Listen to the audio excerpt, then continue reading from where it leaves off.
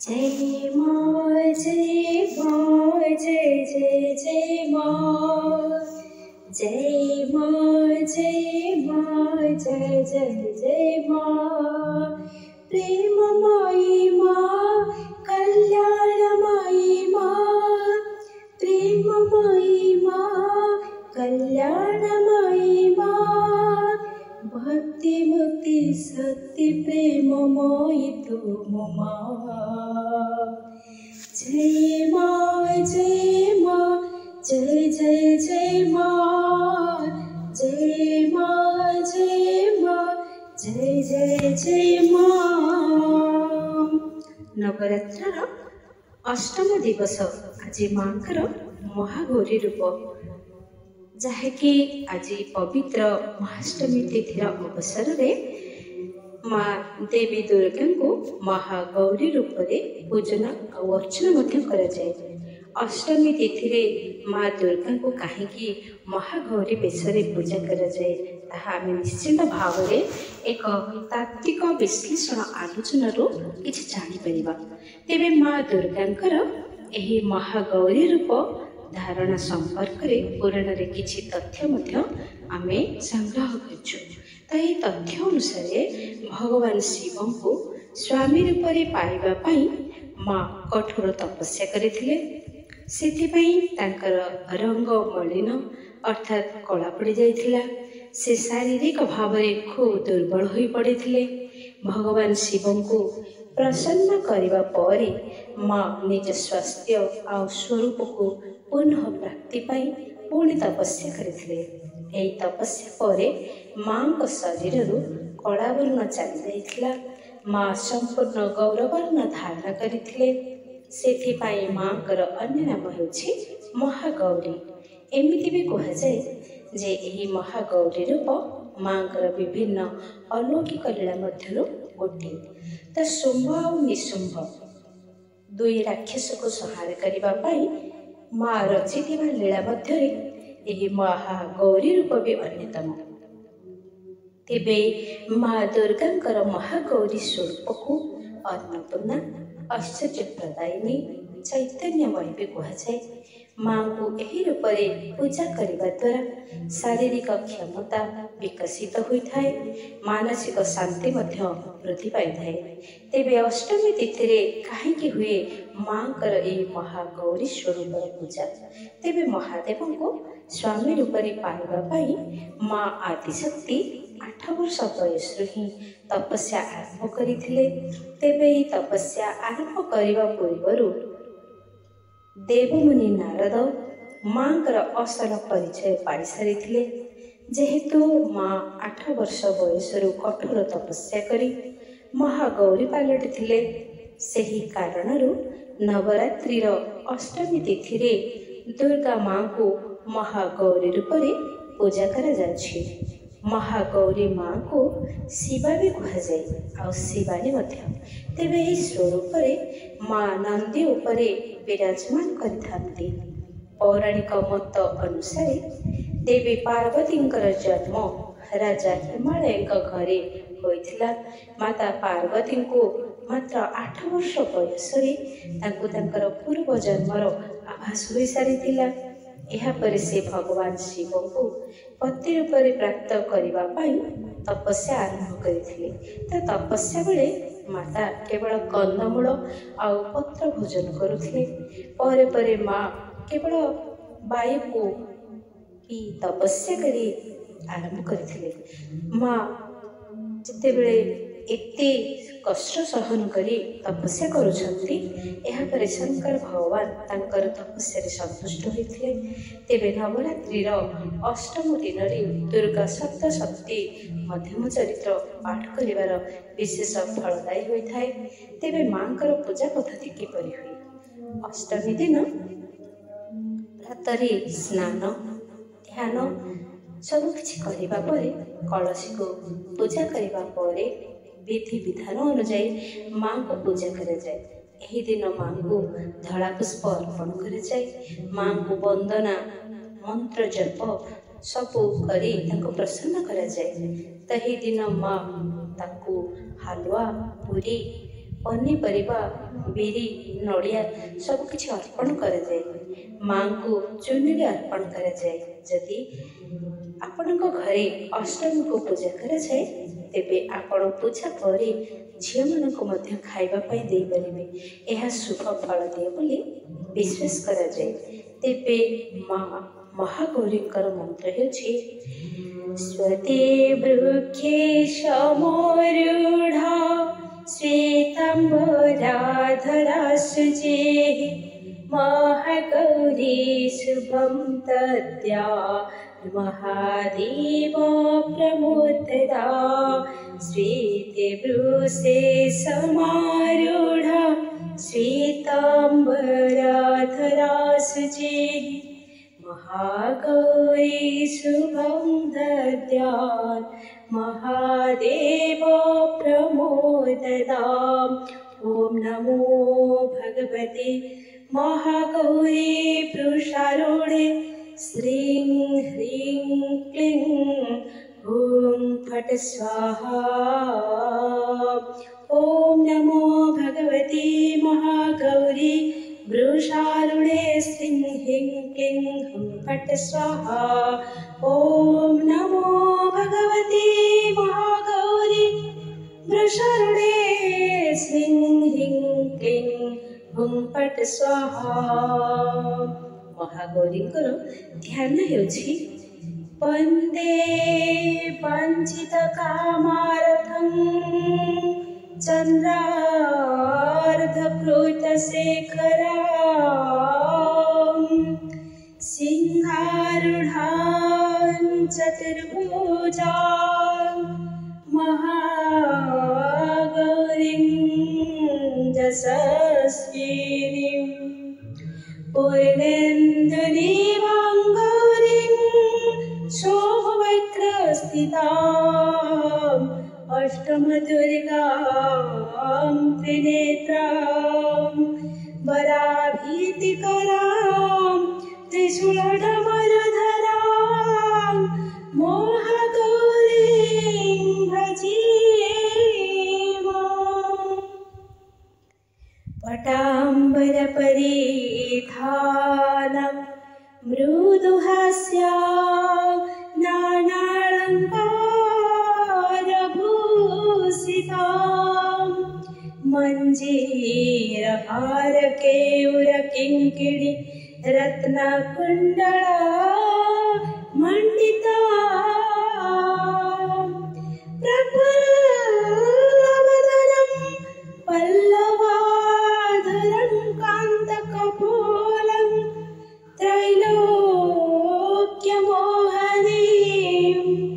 कमनीयां लावण्यं मृणालं चन्दनगन्धलिप्तां।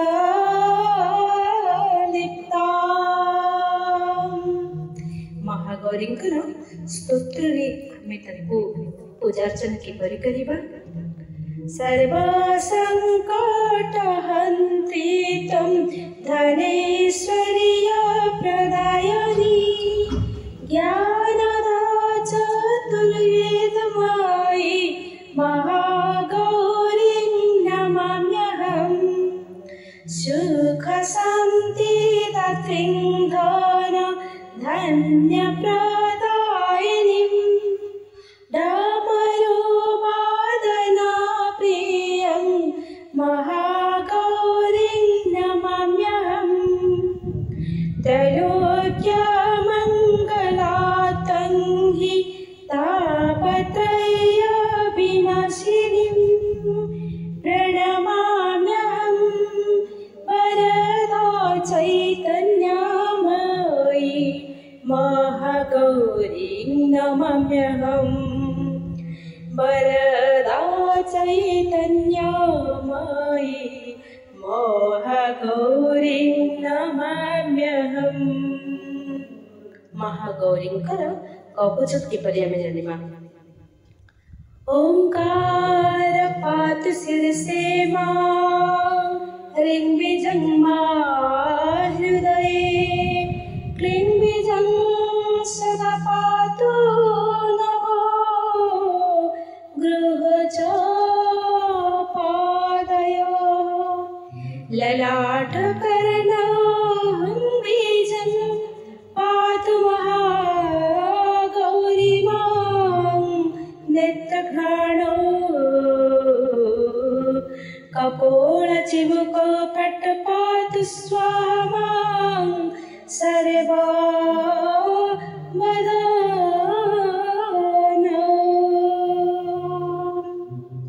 नवरात्र अष्टम दिन में माँ गौरी तो आम सुंदर भाव वर्णना करें। तेरे गत दिन प्रश्न थिला नवरात्र जो सप्तम दिवस माँ कालरात्रि रूपर से सुंदर रूप आउ थे कहवाई तो माँ एत सुंदर रूप हेले किपरि एक बेणी जपा करना पूरन गनाखया स्थिता लंबुष्टि करने का करने तैलाभ्यंग शरीरिणी वाम पादो लसलोहा लता कंटका भूषणा वर्धनोर्ध्वजा कृष्णा कालरात्रिर्भयंकरी। माँ सप्तमी तिथि दुर्गा कालीरात्रि रूपे जितेबले धारण करथिले से विश्वर समस्त शक्ति माँ का पाखरे ठूल हो जाता। तेणु विधिपूर्वक माँ यही सुंदर पूजा अवसर रे मृत्युर भय दूरीभूत होता है एवं कालरात्रि जहाँकि भानुचक्र स्थिर रही था माँ से रूप अत्यंत सुंदर एवं तांकर ध्यान हेउछि करलबदनांगोरं मुक्तकेशिं चतुर्भुजां कालरात्रि कराळी चं वेदनमाला विभूषितां दिव्यलौह वज्र खड्ग वामाधरत्वकरात्मजाम् अभयं वरदां चैव दक्षिणार्धपाणिकम् महामेघप्रवां श्यामं तथा च गर्दभरणां घोरदंष्ट्राकराळास्यं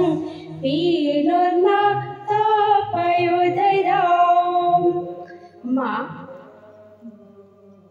गध उपरे आसीन होइछन्ति चतुर्भुज से आमको मृत्यु को भय को दूरीभूत करुछन्ति समस्त केश पाश को से उन्मुक्त कर देछन्ति चंड मुंड रक्तबीज नामधारी तीन राक्षस जी कि मर्त्य लोकमानक उपरे बहुत अत्याचार अन्याय करुथिले तेबे मर्त्यवासी को यही अत्याचार मुक्ति देबा पाई माँ दुर्गा चंडमुंड को अनायास संहार करथिले। तेबे रक्तबीज को माँ संहार करबा मात्रे से रक्त भूमि रे पड़ी सहस्र रक्तबीज राक्षस उत्पन्न हो पड़ुथिले। एणु रक्तबीजर ही अलौकिक शक्ति को निपात करबा पाई माँ दुर्गा कालरात्रि रूप धारण करथिले। कालरात्रि हेउछन्ति कालर देवी जे कि भूमि रे पड़ुथिबा रक्तबीजर रक्त को पान करी सेत्रु सृष्टि होतिबा समस्त रक्तबीजन को समूह संहार करिबारे सफल होइथिले। माँ काली कालर देवी थिले। शनि देव को काल पुरुष बोली कहुए। जदि कुंडली रे शनि ग्रहंकर दशा जनित कौन दोष थाए तेबे कालरात्रि को विधिवत भाव में पूजा कले यह दूरीभूत होता है एवं यही पूजा मृत्युर भय को दूर करिथाए। जो लोकर कुंडली रे मृत्युर भय रही थाए से निजर किंबा निज संपर्कीयंकर लंबा जीवन कामना करी माँ पूजा करथांती। माँ कालरात्रि पूजा पाई लाल सिंदूर 11टी कौड़ी नहीं प्रथम प्रहर रे पूजा करिबा। माँ को धूप दीप पुष्प नैवेद्य सब किछि गुड़ भोग प्रस्तुत कर माने माँ को समर्पण करिबा। एपरि करिबा द्वारा आमर मृत्युर भय दूरीभूत होइथाए। तेणु वर्षरे आमर 4टी नवरात्रि होइथाए। एथिरु केवल चैत्र आउ आश्विन नवरात्रि प्रत्यक्ष होइथिया बेले आउ 2टी नवरात्रि जहाँकि गोपनीय भाव में पालित होइथाए। एबे चैत्र नवरात्रि चलिछि। बुधवार नवरात्रि पंचम दिन पड़िथिले। चलित वर्ष शुक्ल पक्ष द्वितीय तृतीय तिथि गोटे दिन में पालित होइथिला। एणु चैत्र नवरात्रि 9 दिनिया हेबा बदल 8 दिन भी होइछन्ति। एथिरु महाष्टमी पालन को नहीं लोके द्विविधारे पड़ी छाइछन्ति।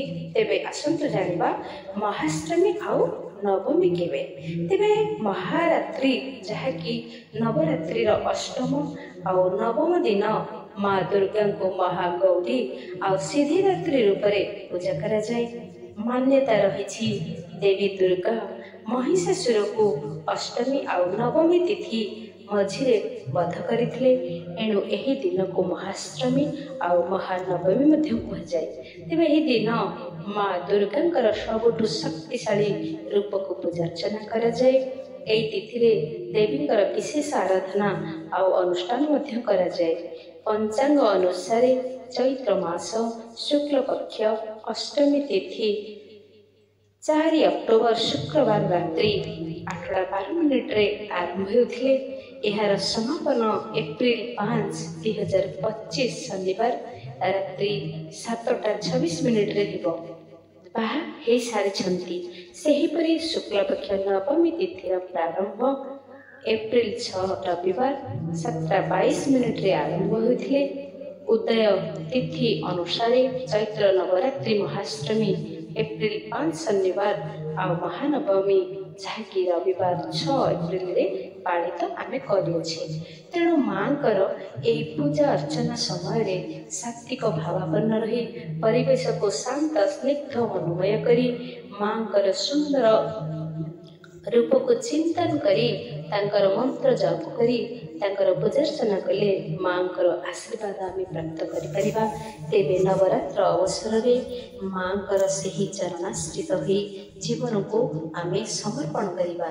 जय माँ दुर्गति नाशिनी दुर्गा माता की जय।